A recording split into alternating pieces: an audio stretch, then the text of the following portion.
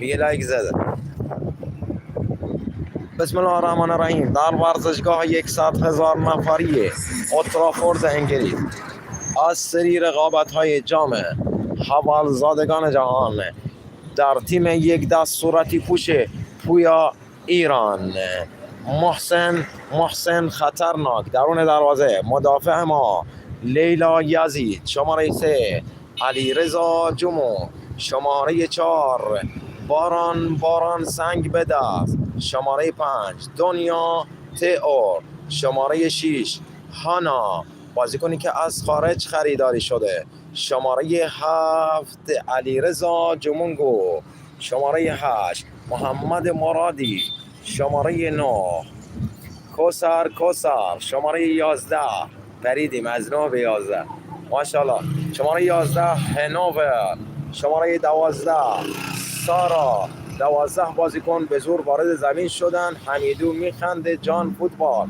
حالا بازی با سوت داور آغاز میشه. لیلا یزید کاپیتان این تیم توپ رو به علیرضا جمونگ میسپاره. علیرضا جمونگ مثل میگ در سرعت 120 هزار کیلومتر در ساعت توپ رو میقاپه و به طرف تیم انگلیس حمله ور میشه.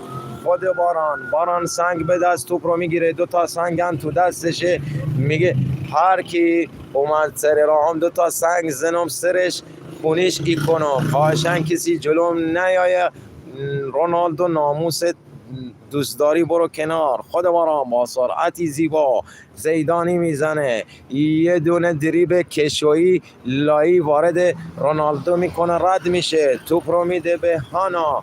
خود هانا متحیر و متعجب میگه خدای من که فوتبالی نیستم، بین اینا چی کار میکنم؟ حالا علیرضا جمونگ داد میزنه هانا بفرست توپ رو. خود هانا یه تو سر توپ زیبا رد میکنه توپ رو به علیرضا. خود علیرضا حالا توپ رو میده به حسین سمیعی با شلواری صورتی، شماره 11 این تیم. نگاهی به دور اطراف میکنه، نگاه تماشاگران میکنه، به تماشاگران میگه گل زدیم با سنگ بارونتون ای کنیم. انگلیسی ها رو تهدید میکنه، میره طرف دروازه انگلیس. وای چه فوتبالی شده اینجا، همه عشقی. کسرا حیدری توپ رو میقابه از حسین دعوا میشه. فدا همه قلبا. داوود ریگی کنگورزهی بازیکن جدید تیم ما در کنار خط داد میزنه منم بیام تو فوتبال.